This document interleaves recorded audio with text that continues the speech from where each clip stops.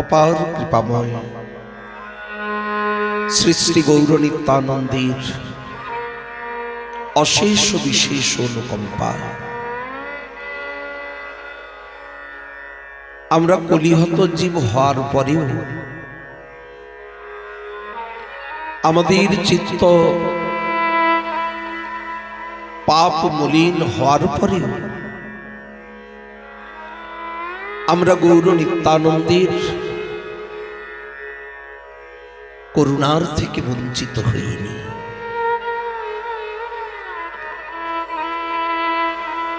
ইনি তো বিশ্বম্ভর,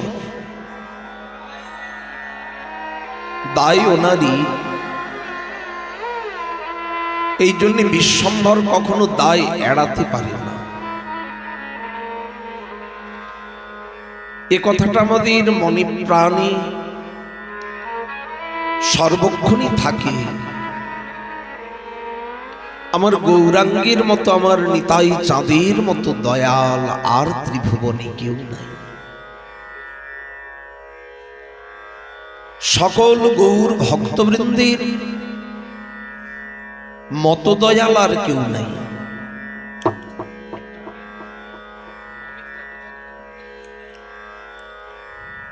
অমিত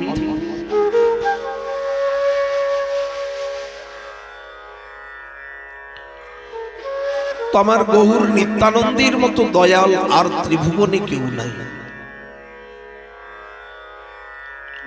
কেন?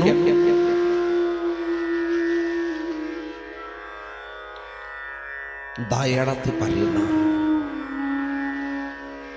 আমরা কলির জীব হয়েও মনে বড় ভরসা, আজি চিত্তে বড় দিলেন ভরসা। অবশ্য হইব পার ধরিলাম আশা। আমরাও বঞ্চিত হব না, কারণ গৌর প্রেম রসে সর্ববিশ্ব নিমগ্ন। এই কলিযুগে প্রত্যেকটি জীব মহাপ্রভুর কৃপা পাবেই পাবে। সেটা আজ হোক, শত জন্ম পরে হোক, কিন্তু বঞ্চিত হবে না।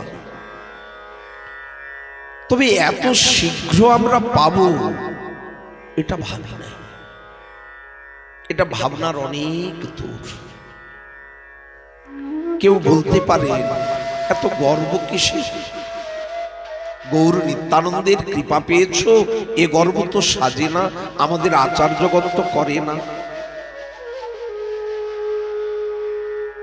আসলে গর্ব এই কারণে, আমরা যে ধামে এখনো আছি, যে মুহূর্তে ধাম থেকে বার করে দেবে সেই মুহূর্তে মনে মনে ভাববো আমি দুর্ভাগা। এখন কি করে ভাবি বলুন তো? দুর্ভাগা। সাধন সুকৃতি নাই, ভজন সংস্কার নাই, অনন্ত জীবনের অপরাধ, অনন্ত জীবনের মায়ার আবদ্ধতা।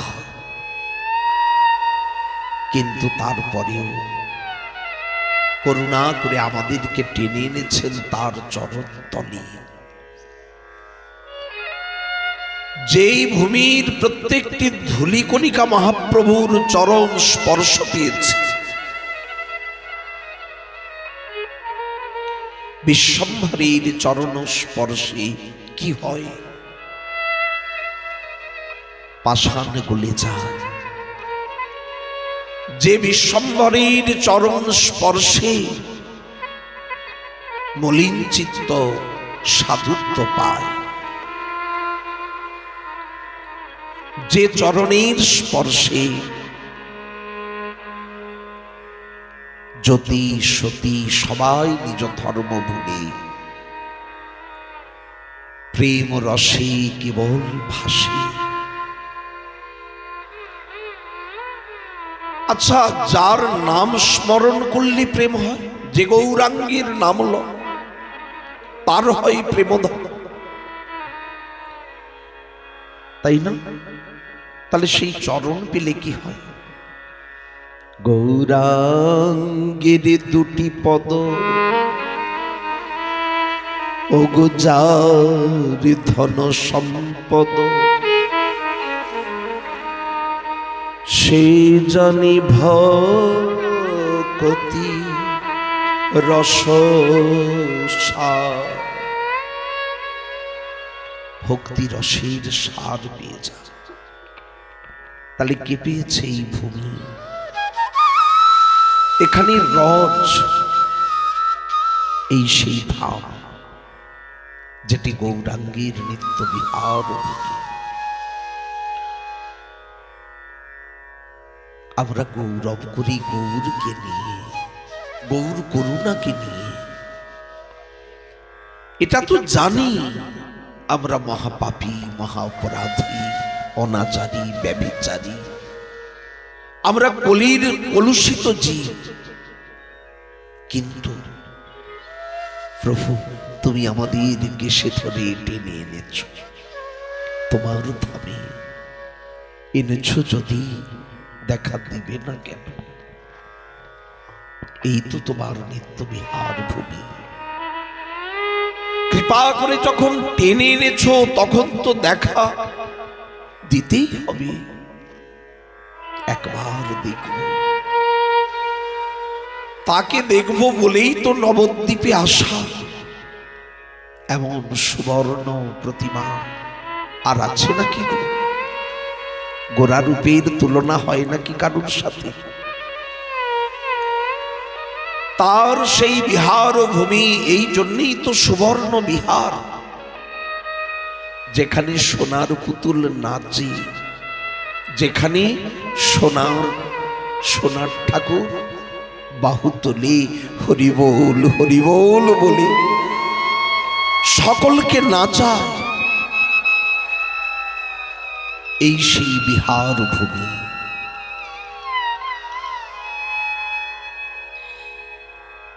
এটি গোদ্রুম দ্বীপের অন্তর্গত। এই গোদ্রুম দ্বীপ, আমরা যে 9 দ্বীপ পরিক্রমা করছি, শাস্ত্রই বলেছে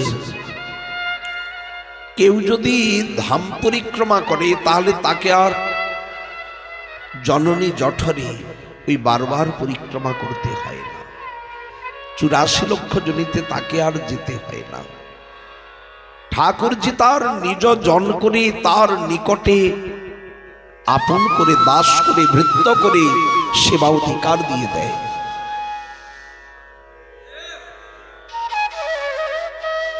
আমরা সেই 9 দ্বীপ পরিক্রমা করছি। দেখতে দেখতে কোথা দিয়ে যেন শেষের সুরটা বাজতে শুরু হয়েছে। আমরা মনে মনে ভেবে এসেছিলাম 1 সপ্তাহ, অনেকটা সময়, কিন্তু এখন মনে হচ্ছে এটা যদি আরো একটু দীর্ঘ সময় হতো। এই ভক্ত সঙ্গ, এই ভক্ত সম্মিলন, তাও কোথায়? সাক্ষাৎ তার বিহার ভূমিতে। জীবনে সব সময় পাওয়া যায় না। ভাগ্য সুপ্রসন্ন হলে, আচার্য বর্গের অনুকম্পা হলে, ধামের কৃপা হলে তবে ধামে আসা যায়, তবে ধাম পরিক্রমা করা যায়। তো আমরা আজ রয়েছি গোদ্রুম দ্বীপে। এটি হচ্ছে সুবর্ণ বিহার।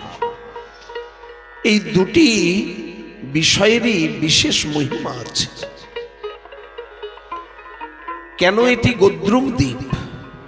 আমরা যে বিদ্যানগর থেকে পরিক্রমা শুরু করেছি, সেই পরিক্রমা বেরিয়েছিল ঋতুদ্বীপ থেকে। বিদ্যানগর ঋতুদ্বীপের অন্তর্গত। সেখান থেকে জামনগরে এসেছিলাম জহ্নদ্বীপ। তার পাশেই ছিল মামগাছি, যেটি মধুদ্রুম দ্বীপ। সেখান থেকে আমরা এসেছিলাম নবদ্বীপ ধামে, যেটা শহর। আগে গ্রামই ছিল। নবদ্বীপ হেন গ্রাম ত্রিভুবনে নাই। এখন সেখানে সর্ববিশ্বের মানুষ চাইছে একটু গিয়ে আমরা থাকি, ধামবাস হবে, গঙ্গার দর্শন হবে, গঙ্গার স্পর্শ হবে, অবগাহন করতে পারব। সেই গৌর গঙ্গায় স্নান করলে গৌর প্রেম নিশ্চয় পাব।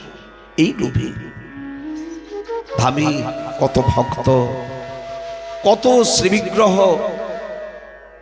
দর্শন তো হবে। এই লোভে যত যাত্রী এসেছেন, সেই গ্রামই হয়েছে পরবর্তীতে শহর। এটি হচ্ছে অন্তর্দ্বীপ। ব্রহ্মা যা অন্তরে জেনেছিলেন এই গৌর আবির্ভাবের বিষয়ে, সেখান থেকে আমরা সেই নিদয়ার ঘাট পার হয়ে এসেছিলাম বেলপুকুরে। কাল রাত্রি বাস করেছি। সেটি ছিল রুদ্রদ্বীপের অন্তর্গত। আজ প্রভাতকালে আমরা কাজীর সমাধি, যদিও বাইর থেকে দর্শন করেছি, গেট খোলা ছিল না তাই। তারপরে এসেছিলাম জগন্নাথ মন্দিরে। এখানে সীমন্ত দেবীর বিগ্রহ দর্শন করেছি। এটি হচ্ছে সীমন্ত দ্বীপ। নারীর সব থেকে বড় ভূষণ সিথির সিঁদুর। আমি সতী, তাই না? এটাই তো ইঙ্গিত করে সিথির সিঁদুরকে। তো দেখুন, সেই সিথিতে স্বয়ং পার্বতী জগৎ জননী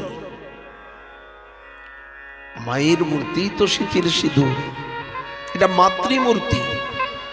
দেখবেন যতদিন এই সিথিতে সিঁদুর থাকে না, ততদিন লোকে বলে কুমারী। কিন্তু যেই সিথিতে সিঁদুর পড়ল, সেদিন থেকে তিনি হলেন জননী। জগতে সবার দৃষ্টিতে তিনি জননী। আর সর্বজগতের সর্ববিশ্বের যিনি গর্ভধারী বিশ্বজননী, স্বয়ং দেবী পার্বতী। দশভুজা, ইনি মহাদেবের ঘরণীও বটে। মহাদেব যখন সাধনা করছে, উনি এসেছে। আচ্ছা, সেই এত প্রিয় কৈলাস, যেখানের ভূমিকে বলা হয় স্বর্গভূমি, দেবভূমি, সেই কৈলাস পরিত্যাগ করে এতদিন ধরে এই গঙ্গার তটে তুমি বসে আছো কেন? নন্দী বিরিঙ্গির কাছে খবর পেলে, এসে বাবার কাছে যখন উপস্থিত হলেন দেবী, উনি তখন বলছেন, কখনো জয় নিত্যানন্দ, জয় শ্রী অদ্বৈত চন্দ্র, জয় গদাধর, জয় শ্রীবাস পণ্ডিত, জয় বক্রেশ্বর পণ্ডিত, জয় মুরারি, জয় মুকুন্দ, বলি অনন্ত গৌর ভক্তবৃন্দ কি। বুঝতে পারছে না এই ভক্তের তো পরিচয়, ধ্রুবের পরিচয় পেয়েছি, প্রহ্লাদের কথা শুনেছি, অম্বরীশাদি ভক্তের চরিত্র আমরা পেয়েছি। কিন্তু এখন মহাদেব যে নামগুলি বলছে, এই নাম তো শুনি নাই কখন। এনারা কারা? দেবী এই কলিকালে আসবেন স্বয়ং সর্বশক্তিতে পরিপূর্ণ, স্বরূপেও পূর্ণ, করুণাতেও পূর্ণ, যার চরণে কেউ আজ পর্যন্ত বিফল মনোরথ হয়ে যায়নি, যাবে না। সেই সর্ব অবতারের সার সংকীর্তন পিতা গৌর হরি আসবেন। তিনি একা আসবেন না, সর্বপরিকরকে সাথে নিয়ে আসবেন। এক এক পরিকরই এক এক ব্রহ্মাণ্ডকে তারণ করতে পারে।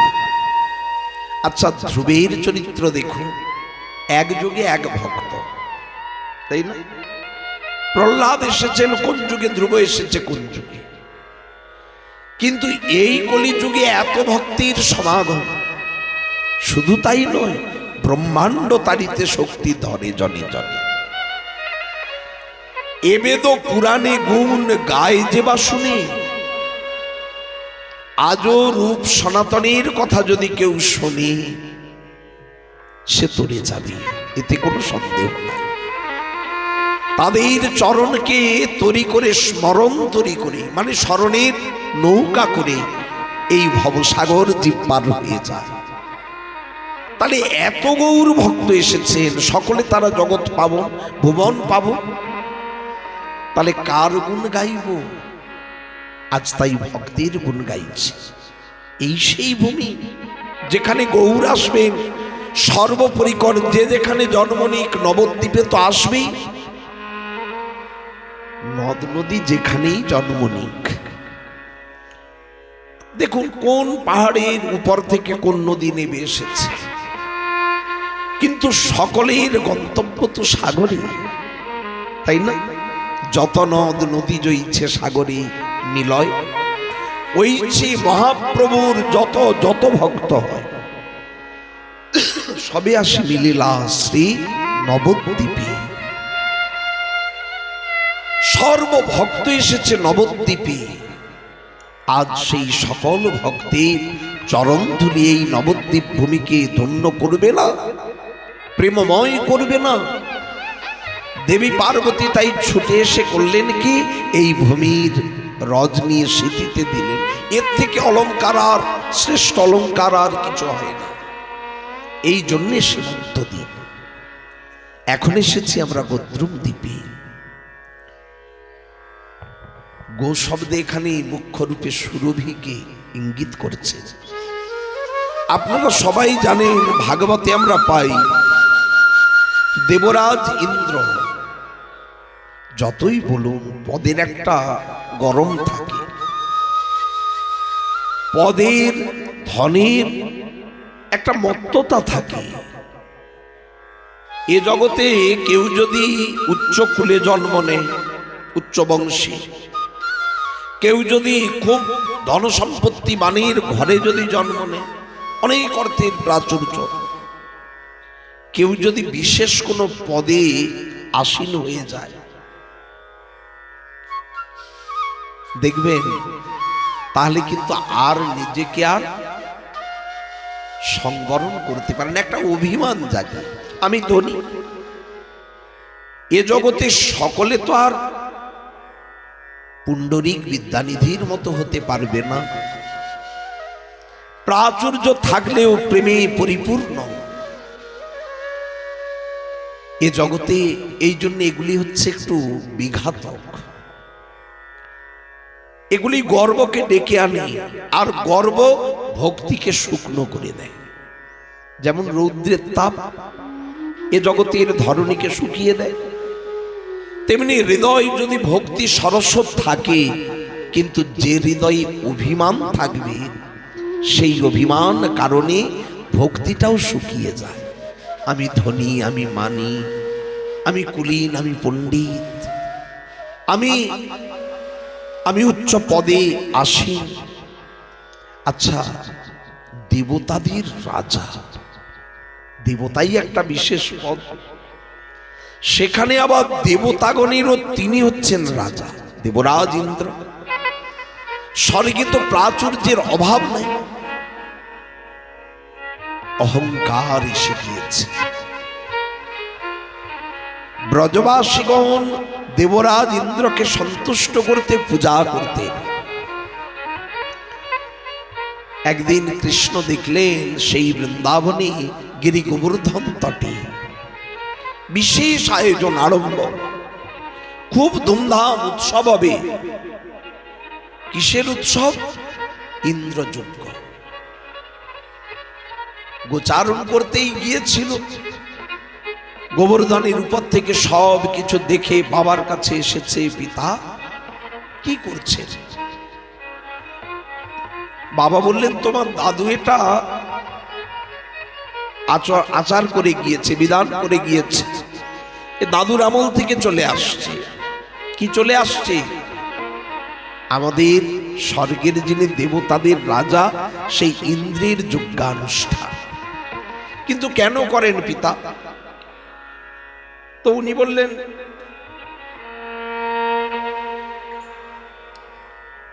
দেবতাদের রাজা ইন্দ্রের অধীনেই রয়েছে সব মেঘপুঞ্জ আদি। উনি যদি সন্তুষ্ট হন তাহলে সুষম বৃষ্টি দেবে। যেমন বৃষ্টি না হলে খরা হবে, আবার অতিবৃষ্টি হলেও তো বন্যা হবে না।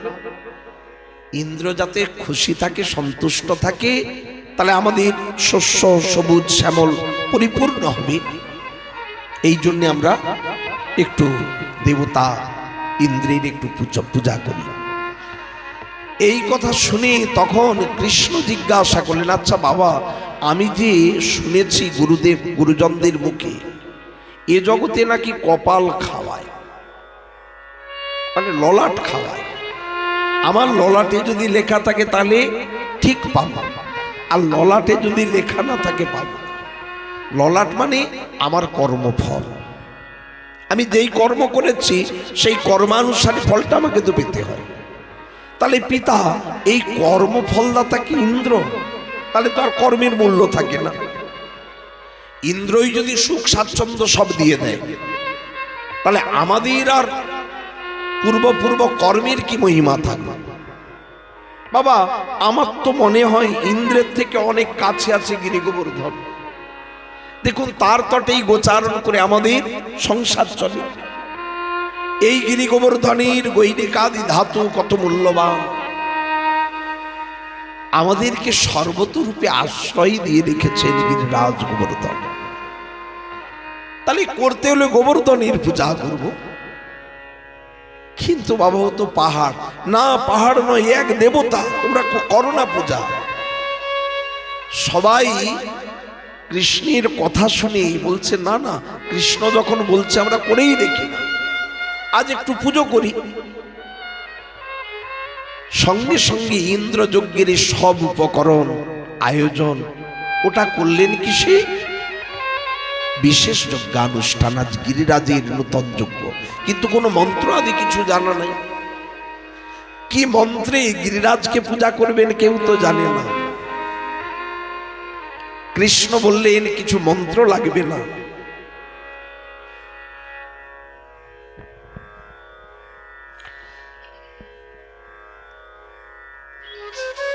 তো দেখুন, গিরিরাজ গোবর্ধনের মহামহিমা কৃষ্ণ গাইছেন। বলে, পিতা কোনো মন্ত্রের দরকার নাই, আপনি শুধু আয়োজনটা সামনে রাখুন। দেবতাদের তো কত আবাহন মন্ত্রাদি কত কি করতে হয়, এখানে কিছু লাগবে না, আপনি শুধু দিয়ে দিন, দেখবেন গিরিরাজ এসে খাবে। সঙ্গে সঙ্গে আয়োজন ব্যবস্থা সব করা হলো। সেই বড় বড় ঝুড়িতে করে এই ঘিয়ে ভাজা বড় বড় লাড্ডু, বিভিন্ন রকমের মিষ্ট দ্রব্য, সঙ্গে রয়েছে ওখানে ব্রজবাসীরা ক্ষীর খেতে খুব ভালোবাসে। আমরা ক্ষীর খেলে আর কতটুকু খাই, অল্প করে দিই আমরা বলি, আর ব্রজবাসীরা বলে, আরে অল্প ক্ষীরে কি আর মন ভরে, যত খুশি দাও। ব্রজবাসীদের ক্ষীরে পেট ভরে না, মন ভরে না, যত খুশি দাও। তো সর্ব আয়োজন করেছেন, সবাই মনে মনে প্রার্থনা করছেন, হে গিরিরাজ, আমরা মন্ত্র জানি না, আমরা কোনো তন্ত্র জানি না, আমাদের তোমাকে ডাকার মতো কোনো কিছুই জানা নাই, তুমি করুণা করে গ্রহণ করো। যেই মনে মনে সবাই প্রার্থনা করছেন, দেখছে কি অকস্মাৎ গিরিরাজ প্রকটিত হয়ে গিয়েছেন। আসলে গিরিরাজ কে? কৃষ্ণ স্বয়ং এক মূর্তি ধরে এই গিরিরাজ বিশাল বপুখানে, সেই বিশাল বপুতে উনি কি করলেন, হাতে করে ধরে সেই ঝুড়িকে নিয়ে একেবারে হায়ে ঢেলে দিচ্ছেন। বিশাল বহরের মতো তার হাহাকানি, এক এক দ্রব্যকে নিচ্ছেন আর খাচ্ছেন। সকল ব্রজবাসীর তো আনন্দের সীমা নাই, বলছে জয় গিরিরাজ মহারাজ কি, বলি গিরিরাজ মহারাজ কি, আনন্দের সীমা নাই। তাই গিরিরাজ মহারাজের দর্শন করে সবাই আপ্লুত, অভিভূত এবং ভক্তি ভাবাবিষ্ট। সখাদের কাঁধে হাত দিয়ে কৃষ্ণ কি করছেন, এই সবার কাণ্ড কারখানা দেখছেন আর মনে মনে আনন্দ হচ্ছে। দেখো, আজ নতুন খেলা হচ্ছে। এক সখা কানাইয়ের দিকে তাকায় আর গিরিরাজের ওই বিগ্রহের দিকে তাকায়। যার কাঁধে হাত দিয়ে আছে সে একটু একটু তাকাচ্ছে আর ওদিকে তাকাচ্ছে। কানাই বলে, কি রে বারবার তাকাচ্ছিস? কেউ একটা লোক যদি বারবার তাকায় অস্বস্তি হয় না? কৃষ্ণ বলছে, আরে আমার দিকে বারবার তাকাচ্ছিস কেন? সখা বলি, দেখ একটা আমার সন্দেহ হচ্ছে। কৃষ্ণ বলে, কি সন্দেহ বল? আচ্ছা তুই গিরিরাজ হসনি তো? কানাই বলে, আরে আমি ছোট্ট ছেলে মানুষ, আর গিরিরাজ কত বড়। বলে, সে তো বুঝলাম, কিন্তু লোভটা তো একই রকম মিলে যাচ্ছে। আমরা চুরি করতে যখন যাই, তুমি যখন খাও, আর এর ভোজন একই মিলে যাচ্ছে। কানাই বলছে, তোরা সবকিছুতেই আমাকে দেখিস, চল গিরিরাজকে প্রণাম কর। এদিকে খবরটা তো গিয়ে পৌঁছেছে ইন্দ্রের কানে। ইন্দ্রের যারা অনুচর বৃন্দ, মহারাজ মহারাজ মহারাজ, সর্বনাশ হয়ে গিয়েছে, সত্যানাশ হয়ে গিয়েছে আপনার। কেন? আরে মর্তে তো আপনার পূজা বন্ধ হওয়ার পথে। ইন্দ্র বলে, আমার পূজা বন্ধ করবে মর্তের মানুষ? আস্পর্ধা করতে কি পায়? কেন এ কথা বলছই বা কেন? বলে, দেখুন না বৃন্দাবনে এক বাচ্চা ছেলের কথায় তোমার পূজাই বন্ধ করে দিয়েছে, আর এত আড়ম্বর করে তারা গিরিরাজের পূজা করেছে, সে তোমার পূজাকে ছাপিয়ে গিয়েছে। সত্যিই তো তাই। কতবার ইন্দ্র যজ্ঞ করেছে, কোনো বারে ইন্দ্রকে দেখতে পাইনি, আর প্রথমবার গিরিরাজের যজ্ঞ করেছে, প্রকট হয়ে গিয়েছে। আনন্দের সীমা থাকবে? ইন্দ্র দেখতে এলেন, হ্যাঁ সত্যিই তো তাই, আমার পূজা বন্ধ, গিরিরাজের পূজা চলছে। সবার মুখে মুখে আর জয় ইন্দ্রদেব নয়, সবাই বলছে গিরিরাজ মহারাজ কি, বলিয়ে গিরিরাজ মহারাজ কি। ইন্দ্র বলে, তাহলে একটু মজা দেখাতে হয়। কোন বালকের কথা শুনে বয়োবৃদ্ধ গোপগণ পর্যন্ত আমার পূজা বন্ধ করে দিল? আস্পর্ধা কম নয়। কি করলেন? সঙ্গে সঙ্গে ক্রুদ্ধ হয়ে উনি সম্বর্তক, মেঘ আদি, যেগুলি ধ্বংসকালে প্রলয়কালে এগুলি ব্যবহার করা হয়, সেগুলি চালিয়ে দিলেন ব্রজের আকাশে। এদিকে ব্রজবাসী দেখছে, দেখতে দেখতে চারিদিক ঘন ঘটা হয়ে এক ভয়ঙ্কর প্রলয়ের যেন আভাস দিচ্ছে। মহা ভয়ঙ্কর ঝড় শুরু হলো, ঝঞ্ঝা, মোর মোর বজ্র পতন, আর মুষলধারে বৃষ্টি। হাতির সুর যেমন জলের ধারা এই রূপে আকাশ থেকে নামছে। সকল ব্রজবাসী ভয়ভীত হয়ে এলেন, কৃষ্ণ কৃষ্ণ রক্ষা করো, আমরা মহা বিপদে পড়েছি তোমার কথা শুনি। ইন্দ্রের যজ্ঞটা বন্ধ করেছি, রুষ্ট হয়েছে ইন্দ্র। কৃষ্ণ বললেন, কোনো ভয় নাই, ইন্দ্র রুষ্ট হয়েছে তো কি হয়েছে, আমরা যার পূজা করেছি সে তো সন্তুষ্ট, গিরিরাজ গোবর্ধন। চলো গিরিরাজের কাছে যাই, সে যখন আমাদের দ্রব্য খেয়েছে তার দায় আছে। আমার ভাত খাবে, অথচ তুমি আমার বিষয়ে কোনো দায় নেবে না, তা কি চলতে পারে? চলো আমরা সবাই গিরিরাজের কাছে যাই। সকলে গিরিরাজের কাছে গেলেন। কৃষ্ণ গিরিরাজকে বললেন, দেখুন গিরিরাজ মহারাজ, আপনি সর্বব্রজবাসীকে রক্ষা করুন। আসলে উনি নিজে গিরিরাজ, উনি তো গিরিরাজ স্বরূপে প্রকটিত হয়ে গিয়েছে। তোমরা সবাই দাঁড়াও, আমি গিরিরাজের সঙ্গে কথা বলে আসি। ফিস ফিস করে কি সব কথা বলো, ও ভাষাও বোঝা যায় না। এসে বলে, হয়ে গিয়েছে। কি হলো? বলে, কথা হয়ে গিয়েছে। কি কথা? গিরিরাজ আমাদেরকে রক্ষা করবে। তো রক্ষা তো করবে, কি করে করবে? সময় নাই, এক মুহূর্তে ইন্দ্র আমাদের প্রলয় করিয়ে দিতে পারে, তাড়াতাড়ি বলো। কৃষ্ণ বললেন, তোমরা সবাই এক কাজ করো, গিরিরাজকে তোলো। ব্রজবাসী বলে, মাথা টাথা খারাপ নাকি? 21 কিলোমিটার পরিব্যাপ্ত গিরিরাজ পাহাড়, একটা পর্বত সম্পূর্ণ পাথরে ভরা, তাকে কি উপরে তোলা যায়? পাগল ছাড়া কে কি বলে? কৃষ্ণ বলে, আরে গিরিরাজ আমাকে বলেছে তোমরা তোলো না। বিপদের সময় যেমন জলে যদি পড়ে যান, সাঁতার জানেন না, একটা ঘাস ভেসে যাচ্ছে, ওটাকেও ধরতে চেষ্টা করে, যদি বাঁচতে পারি, যদি একটু ভাসতে পারি। তেমনি সবাই মাটিতে হাত দেওয়া মাত্র দেখছে গিরিরাজ উঠতে লেগেছে। সঙ্গে সঙ্গে কৃষ্ণ ভেতরে প্রবেশ করে এক অঙ্গুলিতে গিরিরাজকে ধরলেন, বলি গিরিধর লাল কি।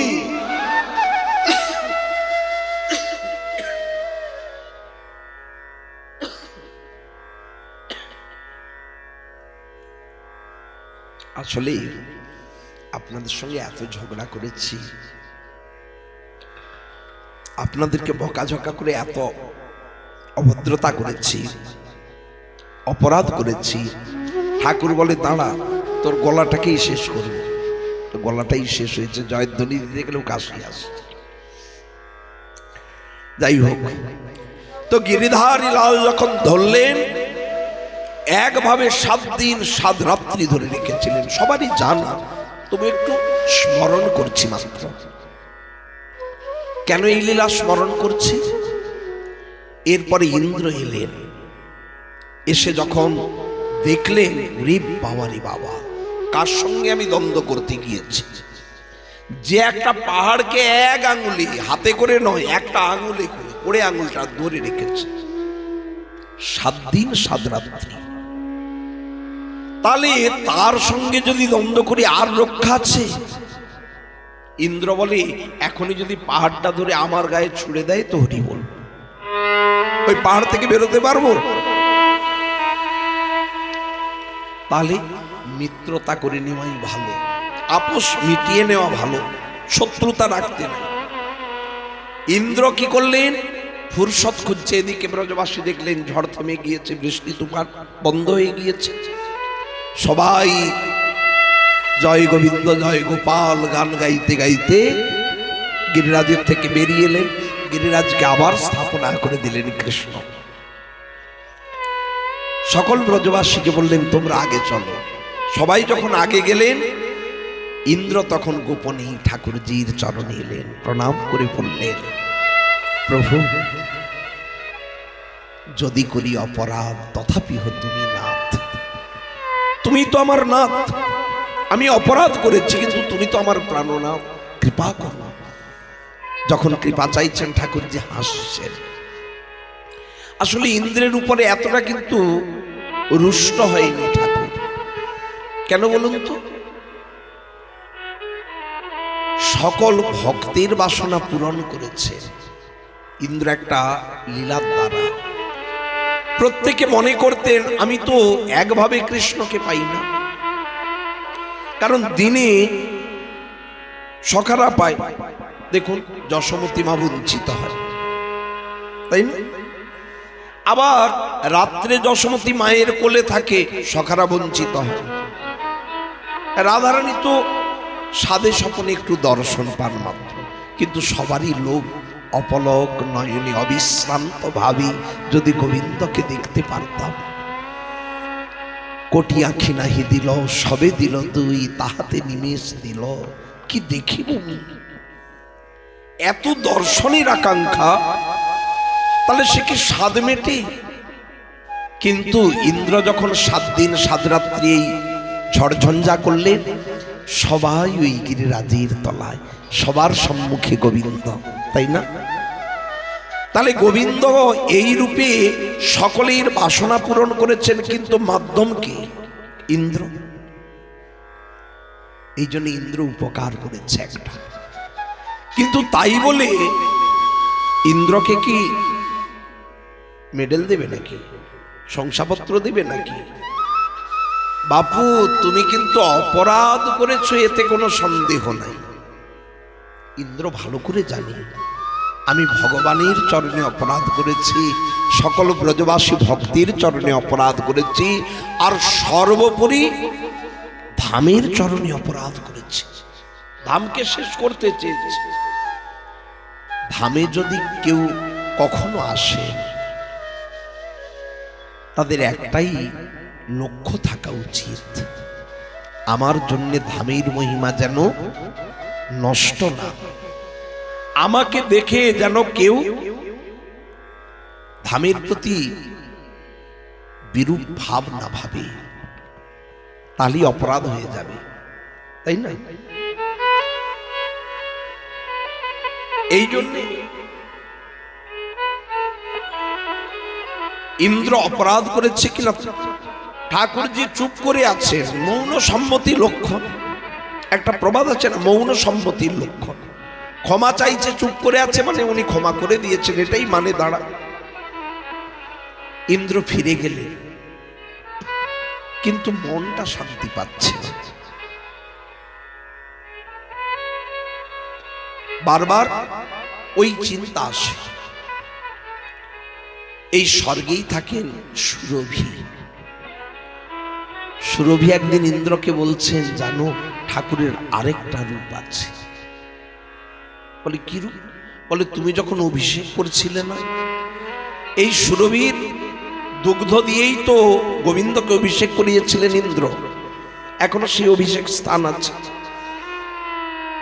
তো ইন্দ্র যখন অভিষেক করিয়েছিলেন, সেই অভিষেকের পরে যে চরণামৃত হয়েছিল সেটাই তো গোবিন্দকুণ্ড। গোবিন্দকুণ্ডের উল্টো দিকটাই হচ্ছে এই ইন্দ্র পূজার স্থল। তো যখন ইন্দ্র, সুরভি বলছে, যখন আমার দুগ্ধ দিয়ে অভিষেক করছিলে না, কালো রূপটা ঢেকে যাচ্ছিল। কৃষ্ণের কালো রূপ ঢাকে? হ্যাঁ গো, একেবারে দেখে মনে হচ্ছিল যেন সোনার বিগ্রহ তিনি। ইন্দ্র বলে আমারও যেন কোথা থেকে মনে হচ্ছিল। আসলে ব্রজধামের, যেমন আপনি যদি জলের ধারে থাকেন, তখন যদি সূর্য ওঠে, ওই সূর্যের জল থেকে দেখবেন একটা রশ্মি এসে, প্রতিবিম্ব এসে দেখবেন মুখটাকে খুব উজ্জ্বল করে তোলে না? বলে খানিক এরকমই মনে হচ্ছিল, যেন ব্রজের কোনো এক তেজ এসে গোবিন্দের রূপকে সোনার বরণ করে দিচ্ছিল। আসলে ধাম তো রাধারানীর শ্রী বিগ্রহ। ব্রজধাম মানে কি? সাক্ষাৎ রাধারানী। তাই রাধারানীর অঙ্গের ছটা লেগে কালো কৃষ্ণ গৌর হয়ে যাবে। আর যখন গৌর হয়ে যাবে, তখন তিনি কিন্তু এমন চুপ করে থাকবে না। ক্ষমা চাইলে ক্ষমা তো করবেনি। যে ক্ষমা চাইতে জানে না, তাকেও কেমন করে ক্ষমা চাইতে হয় শিখিয়ে দেয়। ইন্দ্র বলে, তাহলে আমি যাব সেই ঠাকুরের চরণে গিয়ে আমি ক্ষমা চাই, কারণ আমি যে অপরাধ করেছি এর অন্য কোনো ক্ষমাই নাই। ইন্দ্র ছুটে এলেন রাজপোশাকে নয়, ভিক্ষুকের বেশে। অপরাধী যদি রাজপোশাকে আসে, তাহলে তো আর কৃপা পাওয়া যাবে না। এই পোশাকটাই তো সর্বনাশ করেছিল, আমাকে দেবরাজ ইন্দ্র অভিমানী বানিয়েছিল। আজ তাই আর কোনো অভিমান নয়, সর্ব অভিমানকে ত্যাগ করে ইন্দ্র স্বর্গ থেকে এসেছিলেন একেবারে সাধারণ ভিক্ষুকের বেশে। সঙ্গে সুরভি দেবীও এসেছিলেন গাভী রূপ ধরে। এই নবদ্বীপ ভূমিতে ঘুরছিলেন, খুঁজছিলেন। যদ্যপি মহাপ্রভুর তখনও আবির্ভাবই হয়নি, আবির্ভাবের অনেক আগের কথা, কিন্তু ইন্দ্র জানতেন এ তো নিত্যধাম। নিত্যধামে একটা হয় প্রকট লীলা, আর একটা হয় অপ্রকট লীলা। এখন যেমন অপ্রকাশ, এখন প্রকাশ নাই, কিন্তু আজ থেকে 550 বছর পূর্বে প্রায়, তখন মহাপ্রভু প্রকট লীলা করছেন। আপনি যদি 540-42 বছর পূর্বে ফিরে যান, তাহলে মহাপ্রভু এখানেই লীলা করছেন। আজ অপ্রকাশ। তো অপ্রকাশে ঠাকুর যে নাই তা নয়, আছে, তবে খুঁজতে হয়। এটা ভজনের দ্বারা, অনুরাগীর দ্বারা। ইন্দ্র সেই অনুরাগ ভজনের দ্বারা খুঁজতে এসেছিলেন নবদ্বীপে। সারাদিন হরিবোল হরিবোল হরিবোল এই বলে ঘুরতেন। আর সন্ধে হলে একটা গাছের তলায় থাকতেন এই সুরভি এবং ইন্দ্র দুইজনে।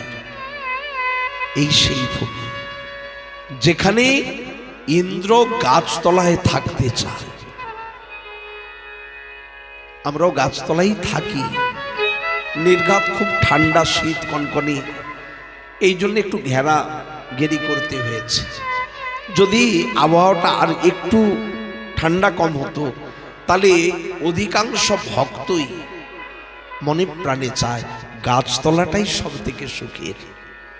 আমি দেখেছি ব্রজ পরিক্রমা আমাদের একটা হয়, আমরা পায়ে হেঁটে যখন ব্রজ পরিক্রমা করি, প্রায় অধিকাংশ ভক্তই মনে প্রাণে চায় একটা সুন্দর গাছের ছায়ায় আমরা সারাটা দিন রাত কাটাবো। ইন্দ্র যেখানে সে গাছতলায় থাকে, এই যে গো, সুরভি, গাভী এবং দ্রুম, দ্রুম মানে বৃহৎ প্রকাণ্ড বৃক্ষকে দ্রুম বলে, এই গাছের তলায় তারা যেহেতু থাকতেন, তাই এই দ্বীপের নাম হচ্ছে গোদ্রুম দ্বীপ। এই দ্বীপে একদিন এই গাছতলায় থাকতে থাকতে হঠাৎ সংকীর্তনের ধ্বনি শুনতে পেল। রাত্রিকাল, কিন্তু সেই রাত্রিকালে দেখছে চারিদিক আলো স্পষ্ট। এত আলো থেকে আসলে গৌর অঙ্গকান্তিতে সব আধার দূরে গিয়েছে। আমারও তো অজ্ঞান আধার ছিল, তাই অপরাধ করেছিলাম পূর্বে। তাহলে এই ঠাকুরকে যদি ভালো করে দেখি, আমার শুধু বাইরের আধার নয়, হৃদয়ের আধারও দূরে যাবে। যদি গৌরকে একবার আমরা নয়ন সমীপে দেখতে পাই, আমাদের হৃদয় পটে যদি দেখতে চাই, হৃদয় আলো হয়ে যায় ভক্তির আলোকে। তো এই রূপে মহাপ্রভু সংকীর্তন করছেন সপার সদ্গৌরী। ইন্দ্র দেখলেন, আর সেই যে পাগল হয়ে নাচা শুরু করলো, বন্ধ হয়নি। আসলে ভূতে ধরা কখনো শুনেছেন? অনেক জায়গা দিয়ে যেতে গেলে এমন এমন শ্মশান থাকে যেখানে ভয়ঙ্কর ভূত থাকে। ওই পাশ দিয়ে গেলে যে কোনো সময় ভূত আবিষ্ট হয়ে যায়, আর ধরে নিলে ভূতের মতো যা করাবে তাই করে, হয় না? এখানে হয়েছে কি, ইন্দ্র ওই যে মহাপ্রভুর সেই সংকীর্তনে আনন্দের নাচ শুরু করলো না, সে আজও থামেনি। ইন্দ্রকে চোখে দেখা যায় না, কিন্তু আমরা যখন এই দ্বীপে আসছিলাম, মনে করুন তো কোন ভক্ত আজকে আনন্দে হরিবোল হরিবোল বলে নাচতে নাচতে না এসেছে। ভূতাবেশের মতো আজ ইন্দ্র যেন আমাদের উপরে আবিষ্ট হয়ে তিনি সেই গৌর হরি হরি বল, আমাদের প্রাণ গৌরাঙ্গ হে গৌর হরি হরি বল, এই বলে আমরা কীর্তন করে এসেছি। গৌর নামে আমরা আনন্দে নাচতে নাচতে আজ এসেছি। তো এটা হচ্ছে সুবর্ণ বিহার। এখানে সুবর্ণ স্বরূপী মহাপ্রভুর স্বরূপটি কেমন? আসলে সেই তপ্ত কাঞ্চনের দুটি শ্যামঙ্গে লেগেছে কিনা, রাই অঙ্গের ছটা লেগে গৌর হলো তাই। কে শ্যাম? শ্যাম কালো ছিল, কিন্তু রাধার অঙ্গ ছটা লেগে আজ আর কালো নাই, আজ সে গৌর হয়েছে। আজ মহাপ্রভু রূপে এসেছেন। আর যখন প্রভু এই রূপে এসেছেন, এই গোদ্রুম দ্বীপে আমরাও এসেছি, আমাদেরও তো অভিমানীর অন্ত নাই। কিন্তু প্রভু, তুমি যদি ইন্দ্রকে কৃপা করো, আমাদেরকে করবে না কেন? আমাদেরকেও করতে হবে। আর আমাদের হৃদয়ের এই অভিমানকে তুমি তোমার বজ্র দ্বারা, ইন্দ্র যেমন বজ্র দিয়ে সবকিছু ভাঙে, পাহাড়কে পর্যন্ত ভেঙে দেয়, তাহলে অভিমানের পাহাড়টাকে হে প্রভু তোমার করুণারূপী বজ্র দ্বারা আমাদের হৃদয় থেকে ভেঙে টুকরো টুকরো করে হৃদয়কে স্খলন করে দাও। আমাদের যোগ্যতা নাই, সাধন করে পাওয়া যায় না, তাই না? অনর্পিত চরিণ চিরাত, রূপ গোস্বামী পাদ বলছে, করুণয়া অবতীর্ণ কলম সমর পয়তুন্নত জল রসাং স্বভক্তি শ্রিয়ম হরি পুরট সুন্দর দ্যুতি কদম্য সন্দীপিত সদা হৃদয় কন্দরী স্ফুরতুব শচীনন্দন। বলি না, এখানে বলেছে করুণয়া অবতীর্ণ কলম, সাধনে নয়, করুণায় এসেছে, তাই না? কত কত যুগে জীবের কত সাধন শক্তি ছিল, কলিজীবের তো কিচ্ছু নাই। আছে অন্নগত প্রাণ, কাল একাদশী আছে, আজকের থেকে আমরা বাজারহাট সেরে রেখেছি। তাই না? ফলমূল আজকে না নিয়ে রাখলে কাল সকালটা কি হবে? কারণ সেই দুপুরবেলা সাকার জুটবে কি জুটবে না কে জানে। ওই তো কমিটির অবস্থা, যা খাওয়াচ্ছে চিনি নেই। তাহলে পাবো কি পাবো না ভাই, নিজেরটা নিজের কাছে রাখতে হবে। আমরা অন্নগত প্রাণ, একদিন অন্ন না খেলে মনে হয় কত দুর্বল হয়ে গেলাম। ফল খাচ্ছি, জল খাচ্ছি, আরো কত কি সাকারাদি সবই তো পাচ্ছি, তারপরেও মনে হয় দুর্বল হয়ে গিয়েছে।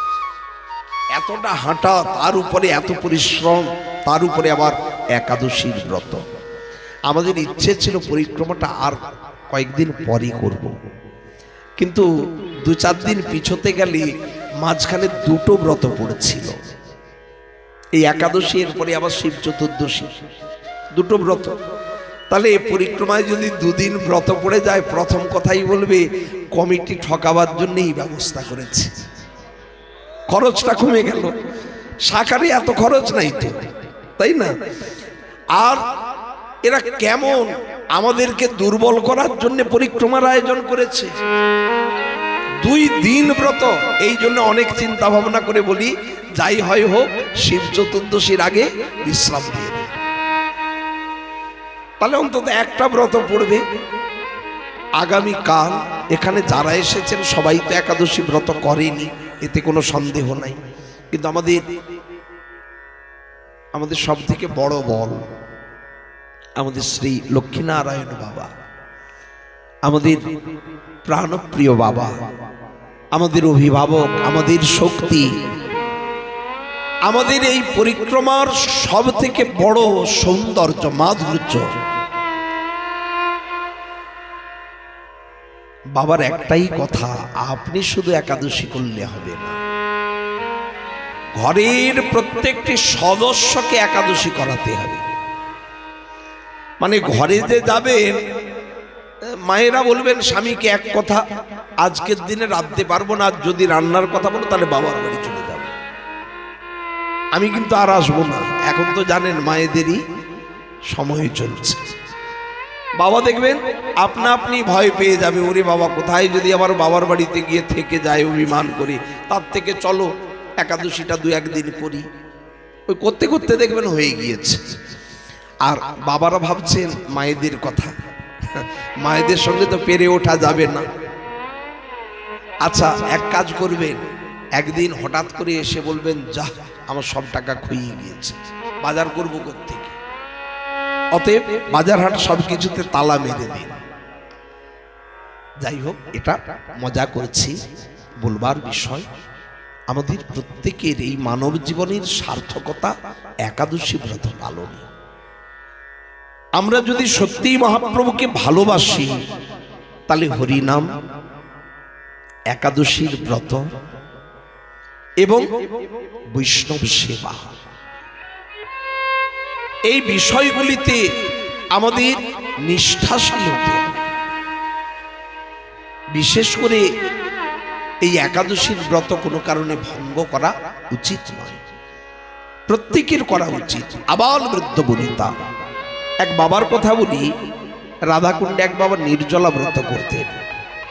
তো যে কোনো কারণে হোক পেটে কোনো একটা ইনফেকশন হয়ে গিয়ে এই ব্রতের আগের দিন থেকে ভয়ঙ্কর ডায়রিয়া।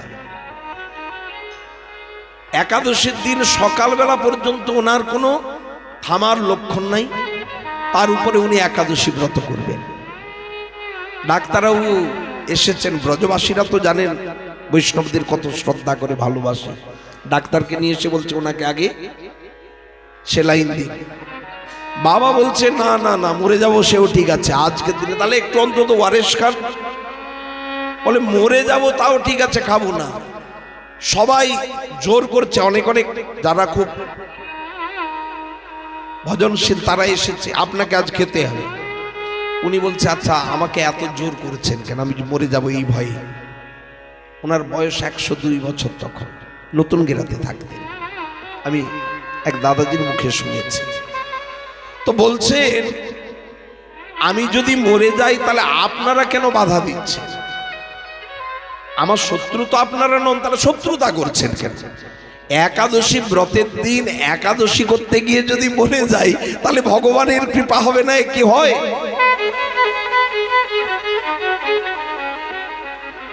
আমি একাদশী করে যা না পাবো একাদশী করতে গিয়ে মরে গিয়ে তার থেকে বেশি পাবো। আপনারা কেন শত্রুতা করছেন? তার মানে একাদশীর ব্রত কোনো কারণে আমাদের ভঙ্গ করা উচিত নয়, এটা কর্তব্য। শুধু ধামে এসেছি পরিক্রমা করছি বলে করব তা নয়, প্রত্যেক একাদশী ব্রত আমরা পালন করব, বৈষ্ণবীয় ব্রত মাত্রে পালন করব, এবং আমরা করব সঙ্গে আবার অন্যকে উদ্বুদ্ধ করব, করতে তাদেরকে অনুরোধ জানাবো আপনারাও একাদশী করুন, সকলে যেন একাদশীর ব্রত করি। আর আগামীকাল যেহেতু একাদশীর ব্রত আছে, তাই কালকে খুব বেশি দূরত্ব তা নয়, কিন্তু কালকে রাস্তা হচ্ছে খুব ভয়ঙ্কর। আজ একজন বলছে বাবা কি করে যাব জানি না, একেবারে খোয়াতে ভর্তি, নতুন রাস্তা চলছে কাজ, খোয়াতে একেবারে ভর্তি। আমি বললাম এই যাত্রায় আমার একটা উপকার হয়েছে, আমি মজা পাবো খুব, কেন মজা কিনে এনেছি, যে কটা মজা আছে এগুলো উদ্ধার করতে হবে এখানে। আসলে আমি এই জন্য বলছি ভক্তের কষ্ট হোক, এটা কষ্ট লাগবে। প্রায় এখান থেকে 4 কিলোমিটার, একেবারে রাস্তা খুব সাংঘাতিক, খালি পায়ে এক কথায় হাঁটাই যাবে না।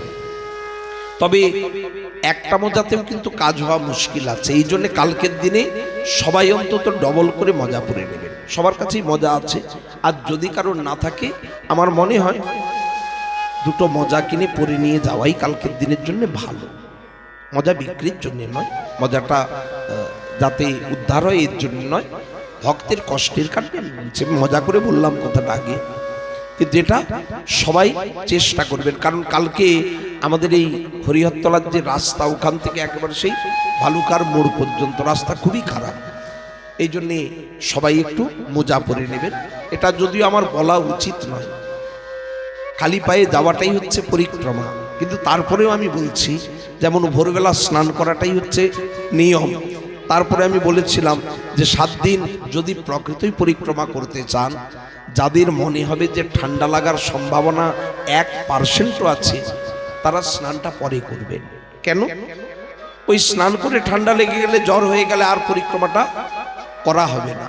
এখানে পরিক্রমা ব্রতটাই মুখ্য, বাকিগুলি আনুষঙ্গিক, সেগুলো পরে আগে হলে এতটা বিপত্তি নেই। বলুন না, পরিক্রমা করার থেকে মুজাপুরে পরিক্রমা করাও অনেক ভালোই না করার থেকে। এই জন্যে যারা মোজা পরবেন তাদের পরিক্রমার ফল পাবেন না, এটা ভাবার কোনো কারণ নেই। যারা নিত্যগিরিরাজ পরিক্রমা করে প্রায় অধিকাংশই মোজা পরেই করে। মোজা কোনো দোষের নয়, বরং মোজা শুদ্ধ বস্তু, বলেন না শুদ্ধ বস্তু, এতে কোনো দোষ নাই। এই জন্যই বললাম যাতে ভক্তির কষ্ট না হয়। আর আমি দীর্ঘায়িত করছি না, আমার গলার অবস্থাও খুব ভালো না। এরপরে একটু আমাদের লক্ষ্মী নারায়ণ বাবা, আমাদের প্রাণপ্রিয় বাবা, উনি একটু পাঠ করবেন। পাঠের অন্তে আজকে একটু কিন্তু এখানে দেখুন ইন্দ্র মহানন্দে নাচছে, আর আমরা যদি চুপ করে বসে থাকি, হাতে তালি দেই, মানায়। মায়েরা একদিকে আজ সংকীর্তনে একেবারে ইন্দ্রের যেন কৃপা আমরাও পাই, সুরভি মায়ের যাতে কৃপা পাই, তেমনি বাবার একদিকে মায়ের একদিকে আজকে কম্পিটিশন হবে, কারা জেতে কারা হারে। আমার দল ভারী আছে, চিন্তা নেই, কারণ আমার দলে লক্ষ্মীনারায়ণ বাবা আছে, আমার দলে লক্ষ্মীনারায়ণ বাবা আছে। এবারে দেখবো মায়েরা কি করে জেতে। বাম দিকে মায়েরা নাচবেন, ডান দিকে বাবারা, কারা আজ কম্পিটিশন হবে, কে জিতে, জিতলে পুরস্কার আছে। কি পুরস্কার বলবো নাকি? বলবো। যদি যে পক্ষ জিতবে কালকে তার সম্পূর্ণ নির্জলা,